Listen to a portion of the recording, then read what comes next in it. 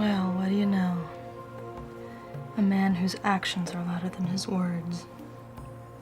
Who would have thought autographing a book could be so much fun? I've gotta go. Gotta get back before Fred wakes up. Husbands, they're so demanding.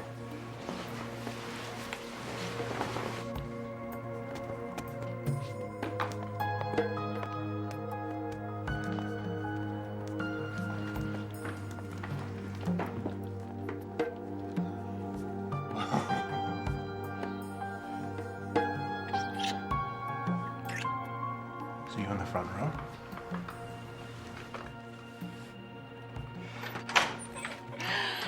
And later.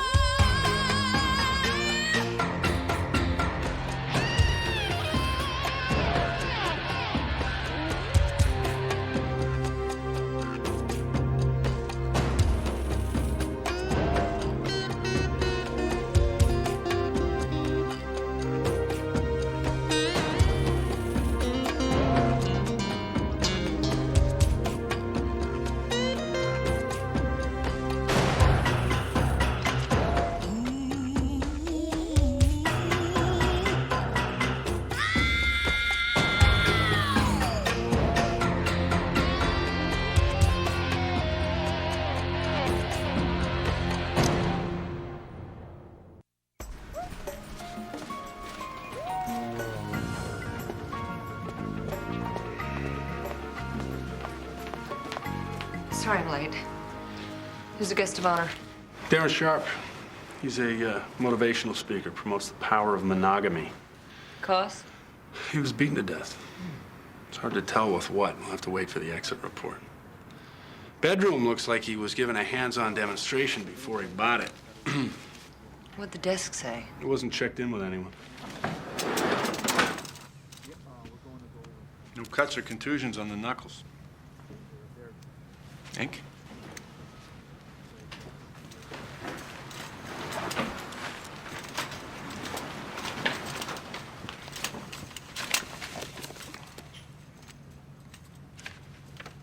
.431. Well, I'd say that's a good estimate for the time of death. The ink's smudged. I'll have forensics check it with the ink on his hand. To the lady in the front row, here's to a sexier, more fulfilling life. All the best, Darren Sharp. Well, that could narrow it down. An inspiration to millions, dedicated to the search for inner truth, happily married for 12 years to Grace Boxford Sharp. And when not busy on his lecture circuit, they divide their time between homes in Aspen and Palm Beach. Maybe his wife caught him with the lady in the front row. Well, that would make me cranky. Smith, Robertson, let's get a list of people who were here for the seminar, start interviewing, see if we can find out who was in the front row. Cassie, as soon as we get the fingerprint results, we'll see if we can match it to anybody in the list. We should pay a visit to the wife. Maybe she fled to Aspen. I've always wanted to go there. Yeah, right. We get lucky. We don't get that lucky. Tom, check this out.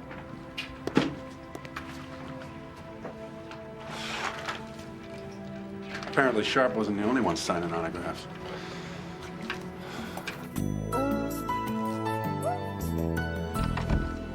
Grace Sharp. Sergeant St. John and Ryan. Can we come in? Sure.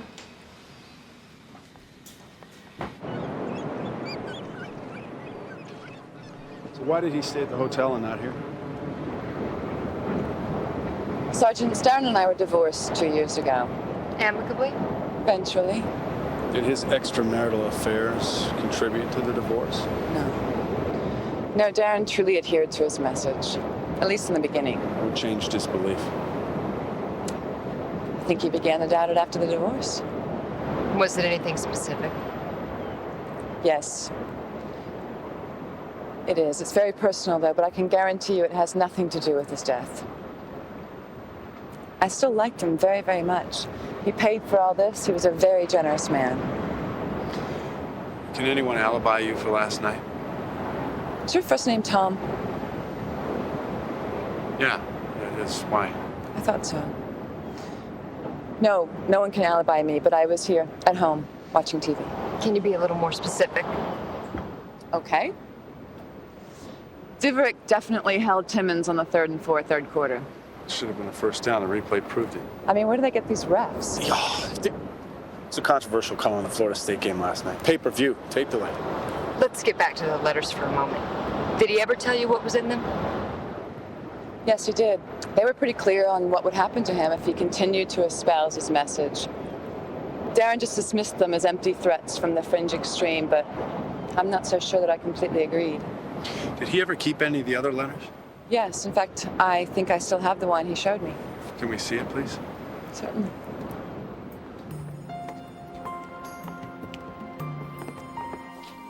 Here's the letter. Mrs. Sharp, Please, call me Grace. Nobody calls me Mrs. Sharp anymore. Grace, I was wondering, is that the 94 orange? Yeah. Nebraska 16, Florida State. 18. You're a college football fan. Rabid. Since I can't go to the games anymore, I watch them all on tape. Listen, I was wondering, is there anybody else that might have a grudge against your husband? Sergeant Ryan, I haven't been intimately involved in Darren's life or business for a while. You may want to check with his manager, Nate Patterson. His office is right here in Palm Beach, and he's been with him from the beginning. Thank you for your help. I'm very sorry about your ex-husband. Thanks, I appreciate it. Sergeant Ryan, how's the shoulder? It's fine. You were great. Thank you. Hey, listen, I don't suppose you'd ever lend out that Nebraska tape, would you? Never.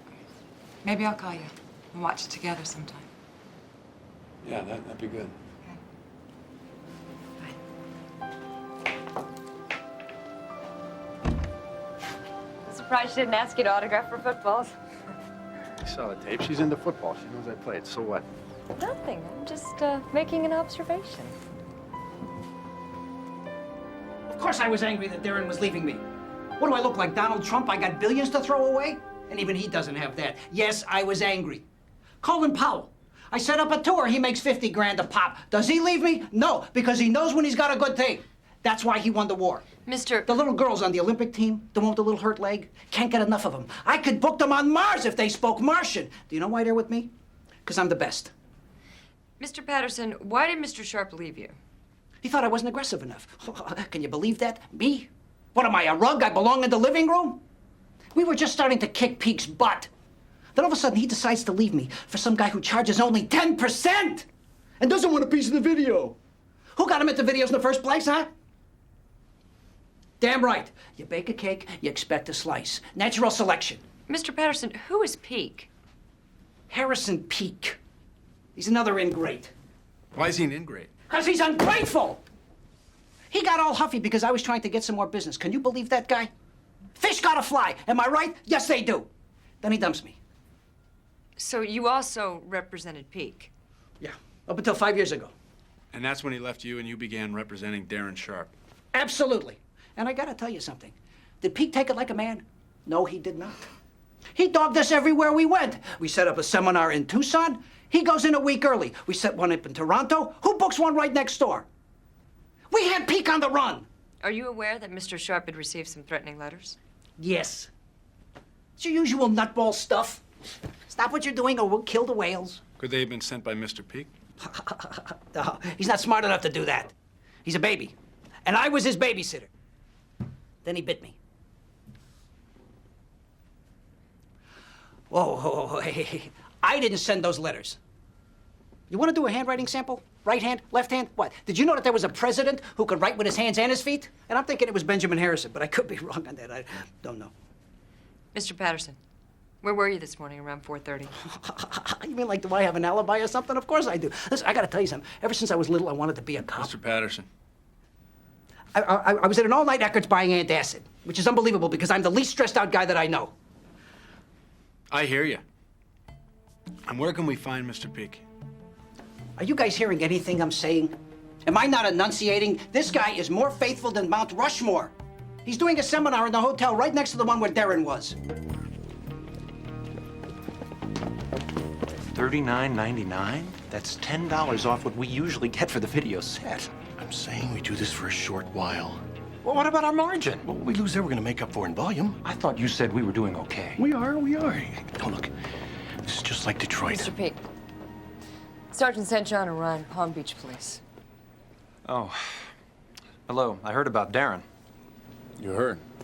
It's a very small business, Sergeant, so yes, I heard. Mr. Peak, we spoke to Nate Patterson. He mentioned that Mr. Sharp's business was cutting into yours. Is that true? We were fierce competitors, but there was plenty of room for everybody. So there was no financial impact at all? Ask the money man. Name's Quinn. No, there really wasn't any impact at all. You know, every business has its cycles, but what matters most is the long run. And you were okay for the long run? Oh, yeah. We were booked solid for 2 years. The real moneymaker is these, the video cassettes. We sell them here in the seminars and on TV. Do extremely well. We heard you were in a slump. It was spit rinse from the competition. Anything on those letters? I'm sorry. I thought that's why you were here. I've been receiving threatening letters. I had one waiting for me when I arrived at this hotel. I already talked to someone in your department about it. In fact, I gave it to them. Darren Sharp was receiving the same letters. If you're suggesting that I cancel my seminar, forget it. This is my mission, my life's work. I will not be intimidated. Where were you this morning at 4:30 a.m.? In my room, asleep. Before you even ask, I was in mine too. Not asleep. I was watching a movie. Thanks.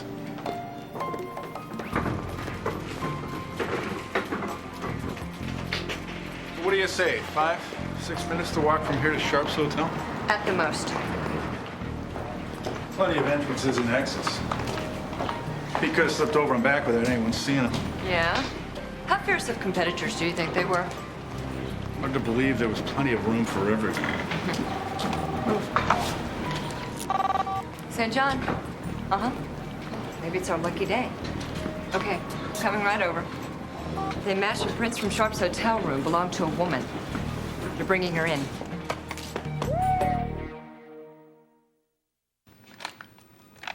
$10.57, Chloe Meisner.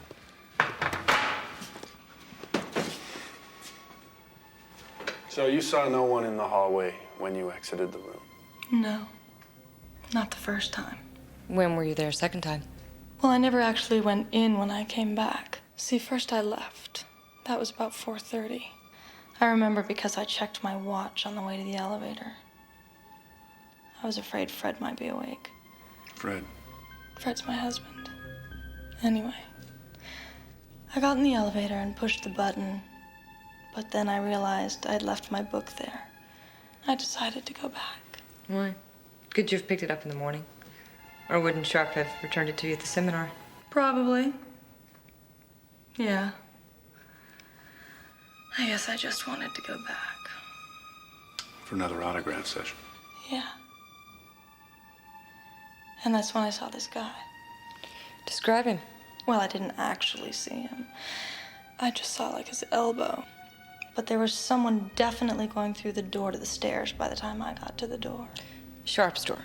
Mm-hmm. Then what? Then I knocked on the door, but nobody answered. I figured he was asleep. Or he couldn't hear me.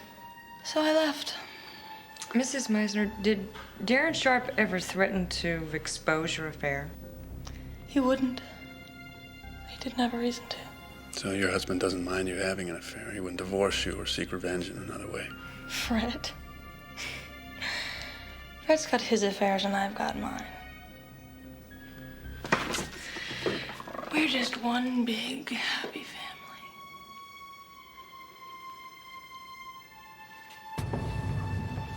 So, give me a seminar update? Well, with some luck, some clues, and a full confession, we should be able to crack it. We're running a little thin on unalibied suspects. Well, the ME's report on Sharp came in. He died of internal bleeding as a result of the beating. Gold also found traces of leather on Sharp's face. Whoever did this really knew how to throw a punch. Must be a collector. But Sharp didn't know when he won money. And collectors usually leave their victims alive to repay the debt. We should run some background checks on Nate Patterson, Harrison Peak, and Mr. Quinn. Not to mention Chloe Meisner's husband. Maybe he's not so understanding about her affairs. Sergeant Ryan. Mm-hmm. Yeah, hi. No? No, I'm not doing anything tonight. Yeah, 7:30 be fine. Okay, bye. Well? That was Grace. Wants me to go over to her place tonight and watch a Nebraska game. Really? You know, she seemed nice. Yeah, nice. Yeah, nice. Yeah, she probably is nice. Well, then you should have a good time. You're not concerned about her being Sharp's ex-wife? No. Should I be? No, of course not. Well, then, there you go. It's fine by me. You know, sometimes when we were married, you used to say fine, but what you really meant was not fine. Are you trying to get me to tell you not to go? No. Fine.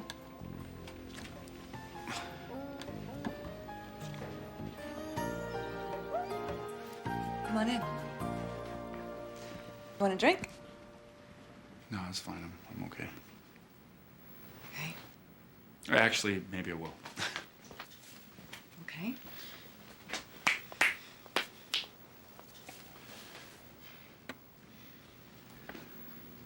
What are you so nervous about? Well, it's just, here I am investigating the murder of your ex-husband.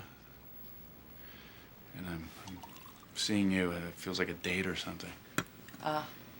Moral dilemma, huh? Exactly. Well, if you feel uncomfortable, I understand. It's your call.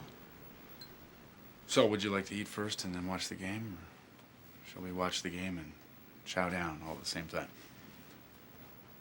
Let the games begin.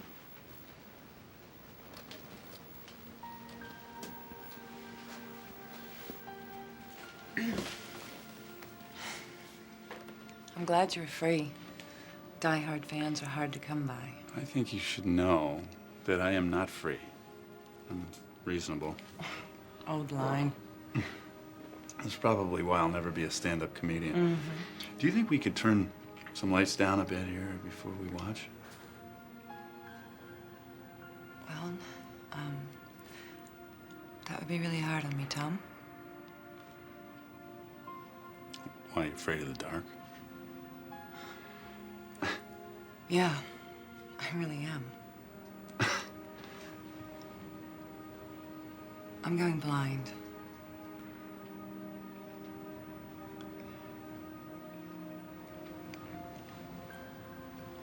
Well, there's a good sign. He didn't bolt for the front door. Most guys react like I just announced that I've got contagious hepatitis. What do you mean? It's degeneration of the macula lutea in both eyes. Apparently the result of a rampant infection of the occipital nerve. Good news is that they controlled the infection, but bad news is, well, the bad news. How long before you're legally blind? Let's just say that Bobby Bowden's got a longer contract than I do.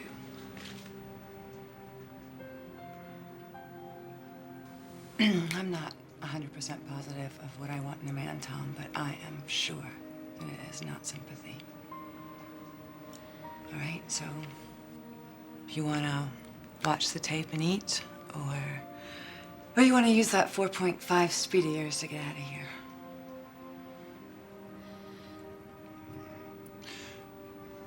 Press releases lied. It was 4.6.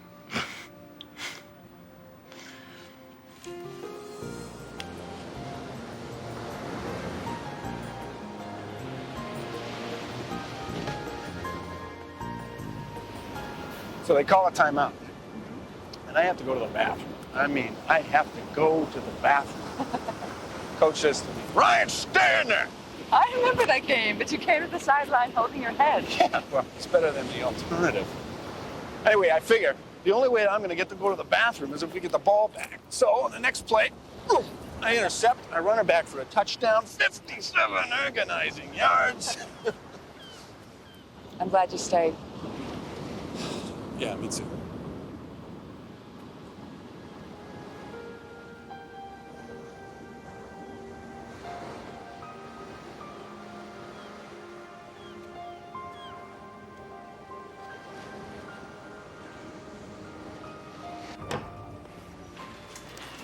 Sorry. Nice time? It was a nightmare. Gotcha. Actually, I had a very good time. Thank you for asking. You got anything? Nothing. Everybody's clean. Nothing? Not a parking ticket? Nothing? Chloe Meisner had one for parking in a handicap zone, and that's it. Her husband zip.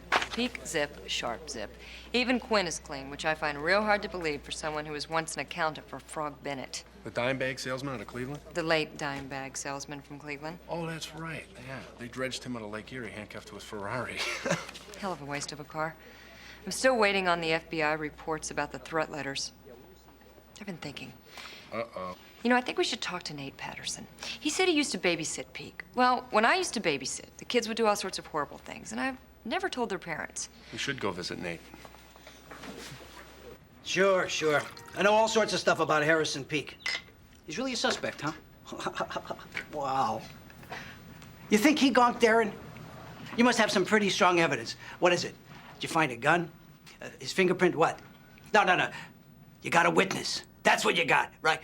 Then why do you need me? That means you don't got him yet. That means that you're not even close Mr. Patterson! What? Confidentially, this is just a bit of a fishing expedition. See, Mr. Peak was in his room when the murder occurred. Doubt it.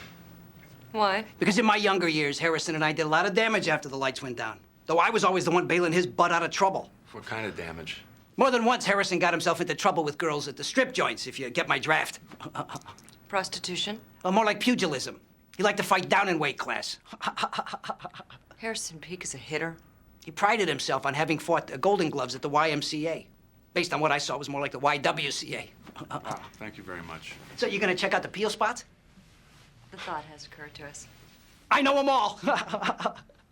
Yeah, well, we'll call you if we need you.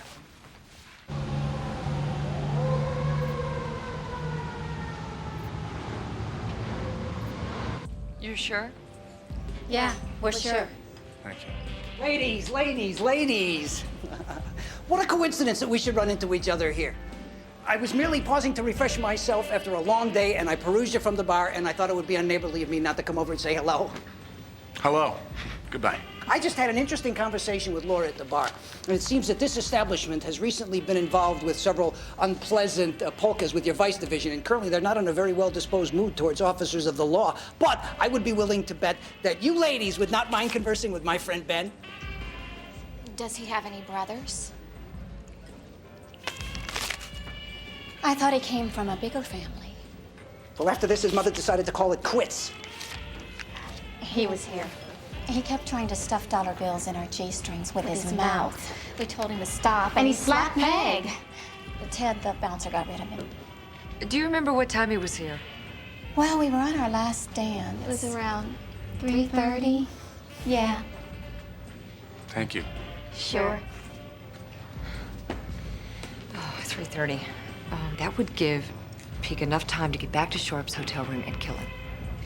If he lied about that, he'd lie about the other thing. Great! So where are we going next?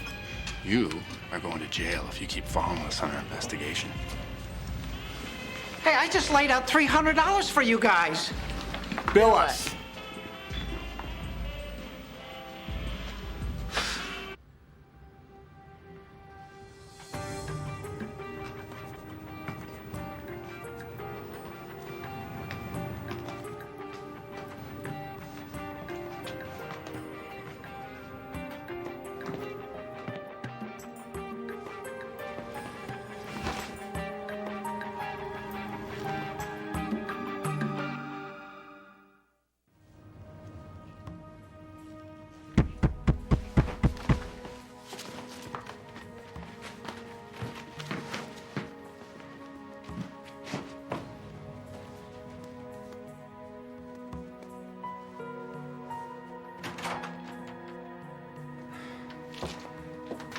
Hi. What can I do for you? Mr. Peak, we have 2 witnesses that will testify that you were not in your hotel suite the night that Darren Sharp was murdered. You were in a strip club called Cheetahs. That's, true. Well, why didn't you mention that to us yesterday? I didn't think it was relevant. Oh, and, it's bad karma to omit things to cops. Things like I used to box, and I enjoy beating up women. I've been through counseling. No charges were ever filed. Money talks, crime walks. But not past me. I did go out. I'm sorry I didn't tell you about it.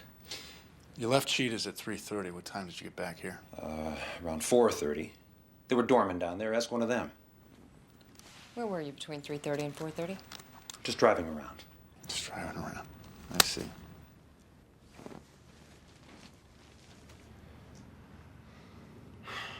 Those are mine.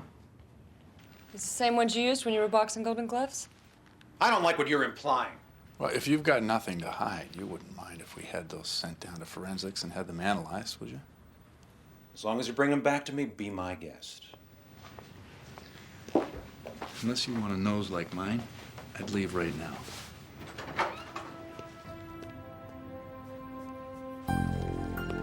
No. I've got it all figured out. I'm gonna drink 17 espressos, drive my heart rate up to 163, and it's the same as a heavy workout.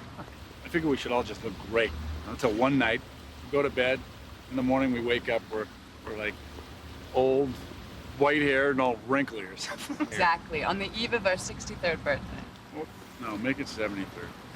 Probably will never happen. What? No. So what are you doing up so early? Oh, I gotta meet Cassie. Don't you used to be married to her? Yeah. Gee, I didn't realize. I'm sorry. Never realized what. Sorry about what? You remember the game against West Virginia. Trevor the Train Carter swept around to end on your side.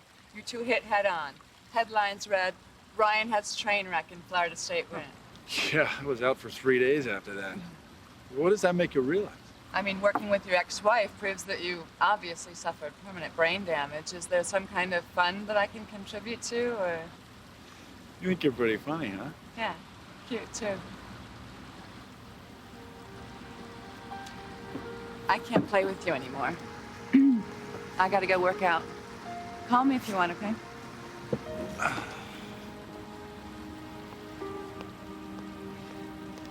will. Were Peak's gloves used on Sharp?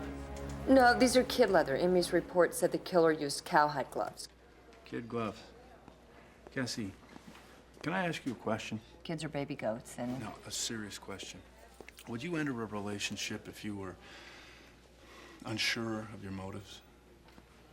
I'd go slow, that's for sure. Is this about you and Grace? Yeah.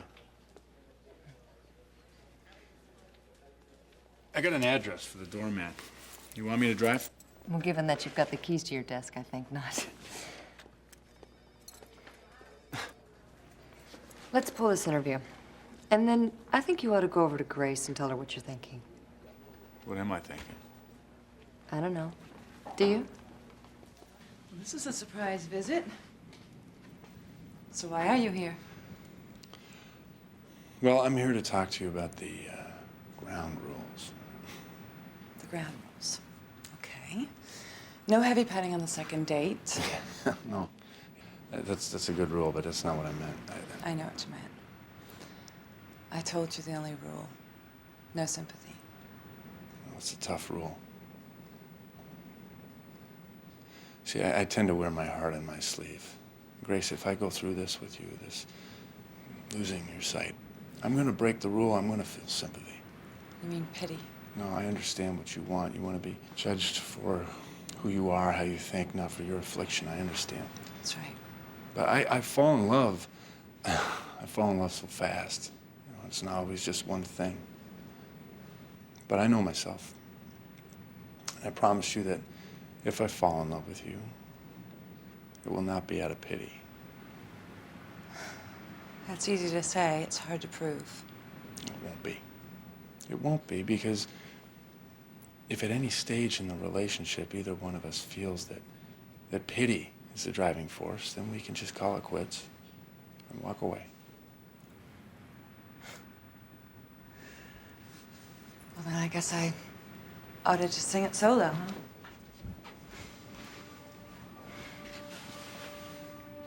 What a sad life that would be. I'm not saying that you should like it, but taking a chance on somebody to trust and rely on it is part of your future. What do you want me to say? That, as I understand your ground rules, you'll understand mine. Grace, I'm not trying to be a hard ass here. I just want what is best for both of us. I'm gonna have to think about it. Okay. Well, think about it. Call me either way.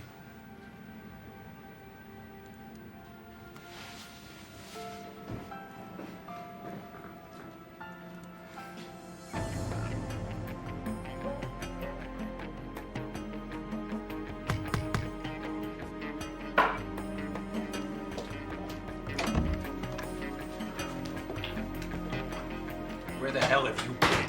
I left 7 messages for you. The cops came back here to talk to me. They know I was a Cheetahs. Relax, huh? Okay, so what? They think I killed Sharp. Okay, so we'll figure something out then, all right? Just shut up for a second, let me think. I thought you and Title Video had all this already figured out.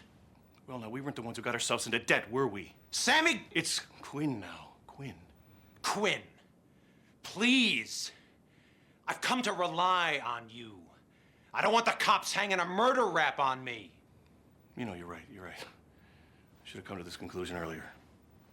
Relax, it's okay. I'll call. Thanks.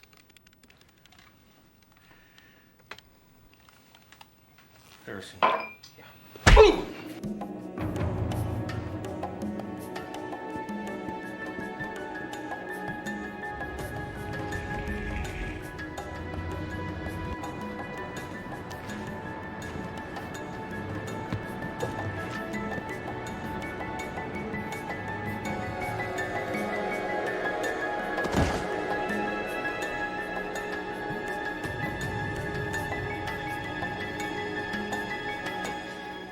You sure?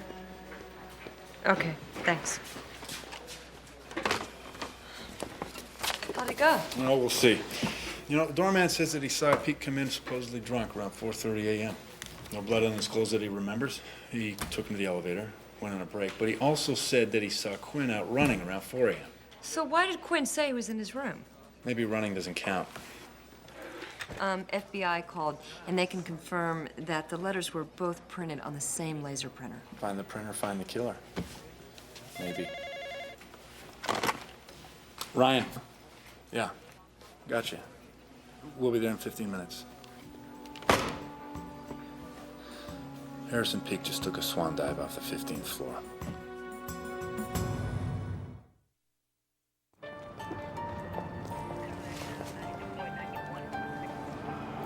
Wonder if he left a note. Not if he was pushed.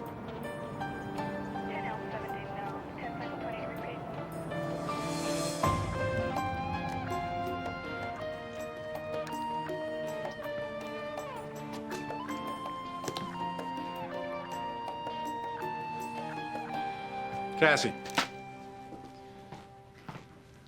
Same letter we found at Sharp's. Peek wrote the letters? Yeah, he was trying to scare Sharp off and sent the same ones to himself as camouflage. When he felt we were closing in, that was the only way out.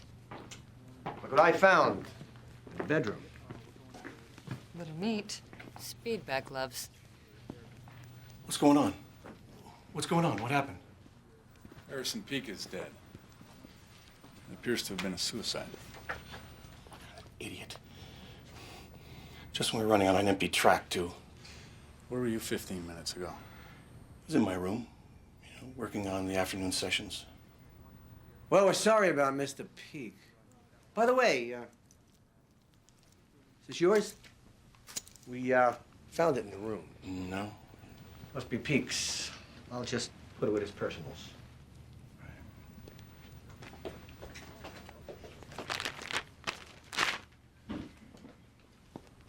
The cagey, veteran.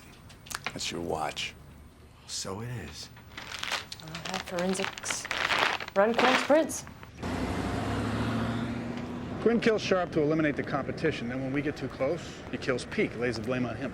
So if he's worried about competition, he's worried about money. So why would he kill his own golden goose? How would that help him financially? Yeah, but how would he get money from Peak's death? Insurance? And why would he need the money? MCIC just kicked back Quinn's prince, a.k.a. Sammy LaForza. Former club fighter with the yellow sheet for assaults thick enough to make a rainforest. Guess who he works for? Who? Title Video Company. They're the guys who put out Peak's promotional tape. I'll call TRW and get a workup on Harrison Peak. Ah, my favorite ulcers.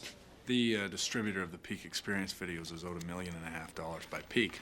Sammy LaForza, known to his fellow pugilist as Sammy the Softpaw, was masquerading as Quinn, an accountant, who I bet is resting in the bottom of Lake Erie pretty close to where they found Frog Bennett. Well, how did you tie him to the murders? Well, we haven't yet. But he's got motive, opportunity, and means. Imagine how airtight this case would be if we only had evidence.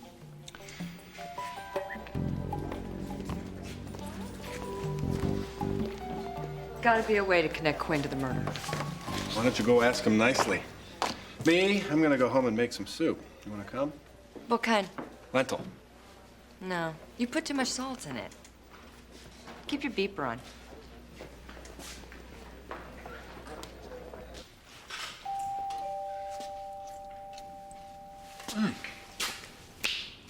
I do not put too much salt in my lentil soup.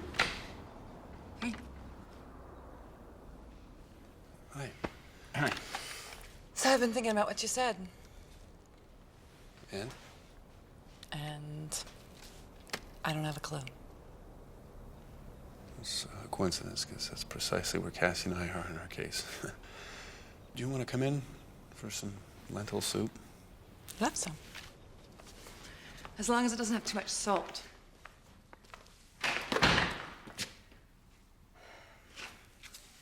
You know, you were right about the sympathy part. I am very angry that this is happening to me, but... But what? But if you are honestly willing to live by your word, then I guess I need someone in my life to trust. Well, I'm the right guy to start with. We'll see. Are you making fun of me? Oh! I'm sorry. That's not what I meant. I know what you meant. Your first test is going to be to return this tape. It is my only copy of the 94 games, so don't lose it. You're lefty, too? Southpaw all the way. Southpaw. Excuse me. Cassie, Tom, check to see if Quinn is right or left-handed. Meet me at Sharp's crime scene. I gotta go. Huh? I gotta go. You and I'll watch that sometime.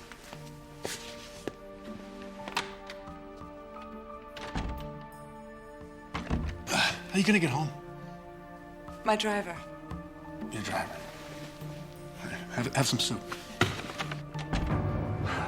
And? Quinn's left-handed. I knew it. I knew it. All right. Go ahead. Write moral victory on the window. Go on. Go ahead.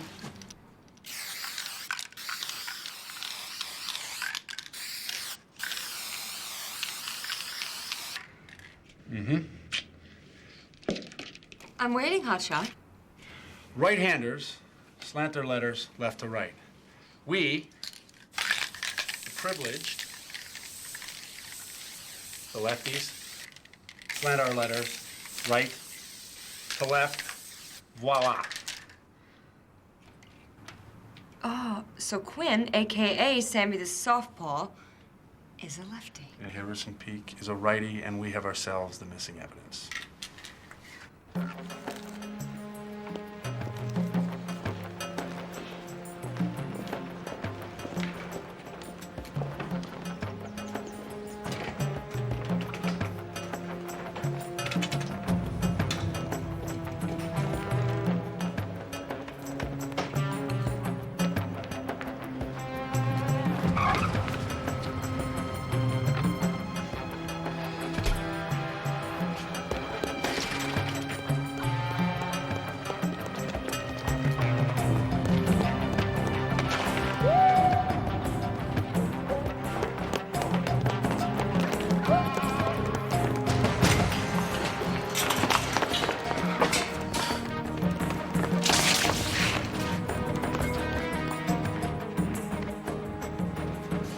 Hey, why do they call you softball? You're out here league milkweed. I always wonder what makes you guys think you're so tough.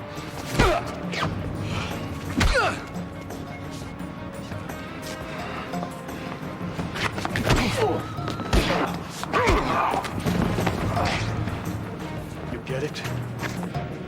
Quit!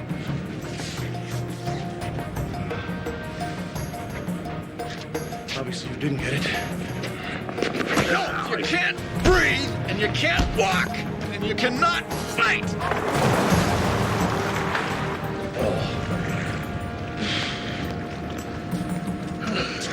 That hurt as much as it looks? More. Definitely more. You know, I once thought about attending one of those seminars. It was called Healing Your Inner Hypochondriac. Yeah, I was all set to go, but then I thought I had a strep throat. Oh, come on, Harry. No medical horror stories. It's almost lunchtime. It wasn't anything gross. Okay, I'm gonna go out on a limb here and say that sometimes you can learn something good from those courses. He's been? He's been. And he's such a bright lad. Okay, who's for a little Chinese at the Emerald? I'm game. Yeah, I don't like Chinese. I'm gonna have a sensible lunch at home. With Grace. She happens to have a video of me playing against West Virginia. We're just friends, no more. Oh, West Virginia. Yeah, that's the game where you got knocked silly and you thought you were a dancer. Isn't there anything about my life that isn't public? Hi. Hi. I just wanted to say thank you. You're welcome. Bye. Bye. You okay with this? Yeah. It's strange, but... yeah.